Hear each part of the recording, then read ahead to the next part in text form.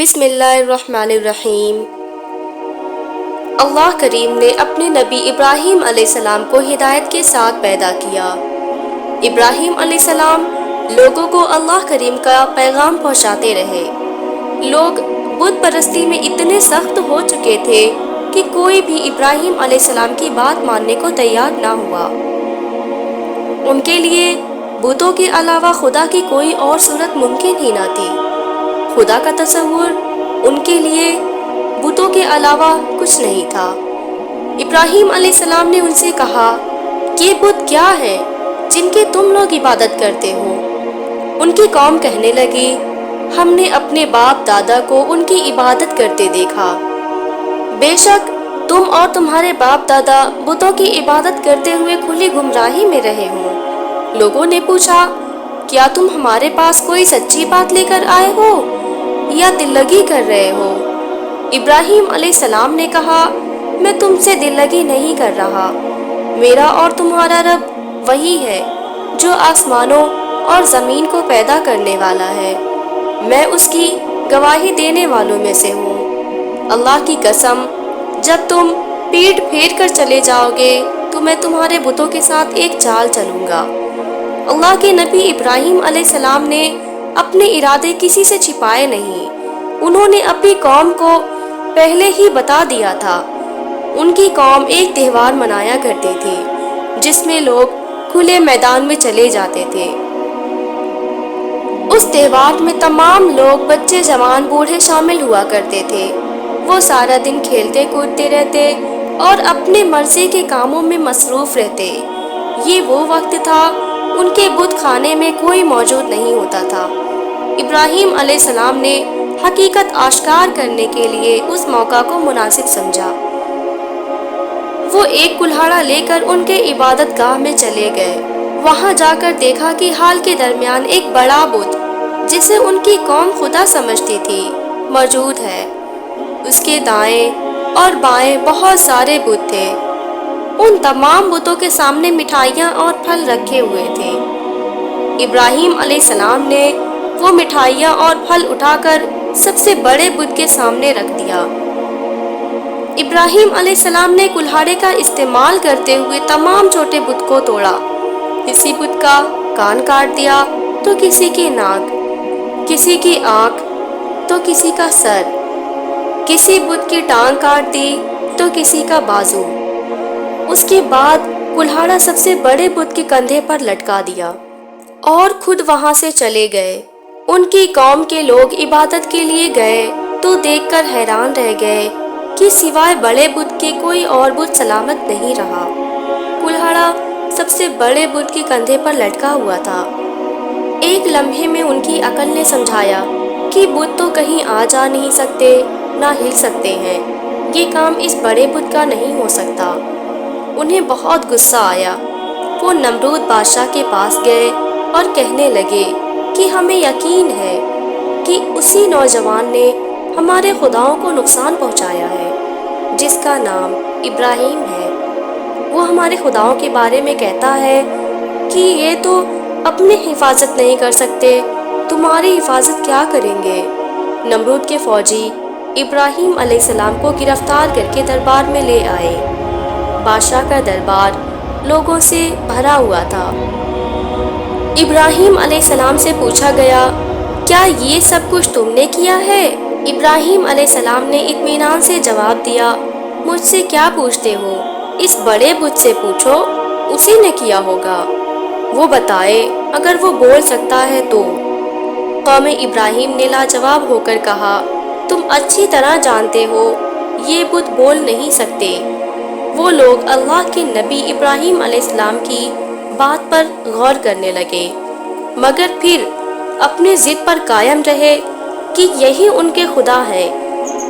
ابراہیم علیہ السلام نے انہیں سمجھاتے ہوئے کہا، کیا تم ان بتوں کی عبادت کرتے ہو جو تمہیں نہ تو فائدہ پہنچا سکتے ہیں نہ ہی کوئی نقصان؟ افسوس ہے تم لوگوں پر۔ میں حیران ہوں کہ تم اللہ کریم کو چھوڑ کر ان بتوں کی عبادت کرتے ہو۔ کیا تم اتنا بھی نہیں سمجھتے؟ ان لوگوں پر حقیقت کھلی تو بجائے اس کے کہ وہ ایک خدا پر ایمان لائیں، شرمندگی مٹانے کے لیے ابراہیم علیہ السلام سے الجھنے لگے۔ نمرود بادشاہ نے فیصلہ سنایا کہ ابراہیم علیہ السلام کو جلتی ہوئی آگ میں پھینک دیا جائے۔ ایسے گستاخ کی یہی سزا ہے کہ اسے جلا دیا جائے۔ اللہ کے نبی ابراہیم علیہ السلام کو قید کر دیا گیا۔ ابراہیم علیہ السلام 7 سال قید میں رہے۔ بابل کے قریب اوسا میں بہت بڑی جگہ پر آگ جلانے کا انتظام کیا جانے لگا۔ کئی دن تک لکڑیاں اکٹھی کی جاتی رہیں۔ پوری قوم اسی کام پر لگ گئی۔ ہر کسی کی زبان پر یہی قصہ تھا۔ لوگ لکڑیاں اکٹھی کرتے ہوئے منتیں مانگتے، اگر میرا فلاں کام ہوا تو میں آگ کے لیے اور لکڑیاں اکٹھی کروں گا۔ آگ جلانے کا انتظام مکمل ہو گیا تو ان کو خیال آیا کہ ابراہیم علیہ السلام کو آگ میں کیسے پھینکیں۔ اس کام کے لیے منجنیق منگوائی گئی۔ آگ جب پوری طرح بھڑک اٹھی تو ابراہیم علیہ السلام کو جیل سے لایا گیا۔ آگ اتنی زیادہ تھی کہ آسمان پر اڑنے والے پرندے بھی دور بھاگ گئے۔ اگر کوئی پرندہ قریب آتا تو جھلس جاتا۔ ذرا اندازہ کریں کہ وہ منظر کیسا ہوگا، تنہا انسان، وہ بھی قید میں، اور پوری قوم مخالف۔ آگ بھی ایسی کہ کسی نے نہ دیکھی نہ سنی۔ زندگی تو دور کی بات، موت بھی پناہ مانگتی ہوگی۔ اس سارے صورتحال میں بھی اللہ کے نبی اپنے رب کا شکر گزار بنتا ہے۔ اسے اپنے مالک پر یقین ہے، اسی پر ہی بھروسہ اور اطمینان۔ آگ اور ابراہیم کا انجام دیکھنے کے لیے دوسرے شہروں سے لوگ آ گئے۔ جسے خبر ملتی کہ بتوں کے گستاخ کو آگ میں جلا دیا جائے گا، وہ ادھر کا ہی رخ کر لیتا۔ سب خوش تھے کہ ہمارے خداؤں کو برا کہنے والا دردناک انجام کو پہنچے گا۔ آئندہ کوئی ہمارے خداؤں کے بارے میں ایسی جرات نہیں کرے گا۔ دور دور تک انسانوں کا سمندر تھا اور ان کے درمیان اللہ کا ہدایت یافتہ بندہ۔ ابراہیم علیہ السلام کے ہاتھ پاؤں باندھ دیے گئے، اٹھا کر منجنیق میں ڈال دیا گیا۔ جبرائیل امین اللہ کے نبی کے پاس حاضر ہوئے اور کہتے ہیں، اگر آپ چاہیں تو میں اپنے پر پھیلا دوں تاکہ آگ آپ کو نقصان نہ پہنچائے۔ ابراہیم علیہ السلام پرسکون انداز میں جواب دیتے ہیں، میرا رب جانتا ہے کہ میں اپنے لوگوں کو ہدایت کی راہ پر لانے کے لیے شامل ہوں۔ مجھے کسی کی مدد کی ضرورت نہیں۔ جب اللہ کے نبی ابراہیم علیہ السلام کو آگ میں پھینکا جا رہا تھا تو انہوں نے کہا، مجھے اللہ کافی ہے اور وہ بہترین بھروسے کے قابل ہے۔ اس کائنات کے مالک کو اپنے بندے کے ایمان اور یقین پر اتنا پیار آیا کہ آگ کو حکم دیا۔ ہم نے کہا، اے آگ، تو ابراہیم پر ٹھنڈی ہو جا اور اسے سلامت رکھ۔ ابراہیم علیہ السلام کو آگ میں پھینک دیا گیا۔ آگ کئی دن تک جلتی رہی۔ لوگ خوشیاں مناتے رہے کہ ہمارے خداؤں نے گستاخ کا کیا حشر کر دیا۔ اس نے ہمارے خداؤں کو جھوٹا کہا تھا۔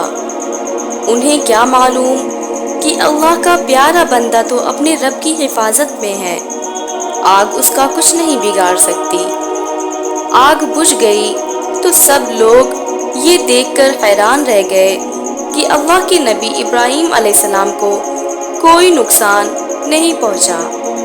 نمرود نے جب دیکھا کہ ابراہیم علیہ السلام آگ سے مکمل طور پر محفوظ رہے تو شرمندہ ہوا اور ابراہیم علیہ السلام سے کہنے لگا، تمہارا رب تم پر مہربان ہے۔ یہ سب دیکھنے کے بعد ابراہیم علیہ السلام کے خدا پر ایمان لانا کتنا آسان تھا، لیکن ہدایت نصیب والوں کو ملتی ہے، کیونکہ دلوں پر حکومت تو تو میرے اللہ کریم کی ہے۔ آگ سے بچ جانے کے بعد ابراہیم علیہ السلام الجزیرہ کے شمال واقع کے ایک شہر حران چلے گئے۔ وہاں قہر پڑا تو 100 کے زمانے میں مصر چلے گئے۔ اللہ کے نبی ابراہیم علیہ السلام کی ساری زندگی ہی اللہ کریم کی اطاعت اور بندگی میں گزری۔ انہوں نے بہت سی مشکل امتحان دیکھے، لیکن اللہ کریم پر بھروسہ کم نہ ہوا اور کامیاب ہوتے رہے۔ ابراہیم علیہ السلام کو ابو الانبیاء یعنی نبیوں کا باپ بھی کہا جاتا ہے۔ آپ کی اولاد میں بہت سارے نبی آئے۔ ابراہیم علیہ السلام کو خلیل اللہ یعنی اللہ کا دوست بھی کہا جاتا ہے۔ ابراہیم علیہ السلام کی اولاد میں ہی تقریباً 2500 سال بعد اللہ کے آخری نبی حضرت محمد صلی اللہ علیہ وسلم پیدا ہوئے۔ ویڈیو کو پورا دیکھنے کے لیے آپ کا شکریہ۔ ایسی مزید ویڈیو کو دیکھنے کے لیے ہمارے چینل ندا اسلامک واقعات اردو کو سبسکرائب کریں، لائک کریں، کمنٹ کریں۔ اللہ حافظ۔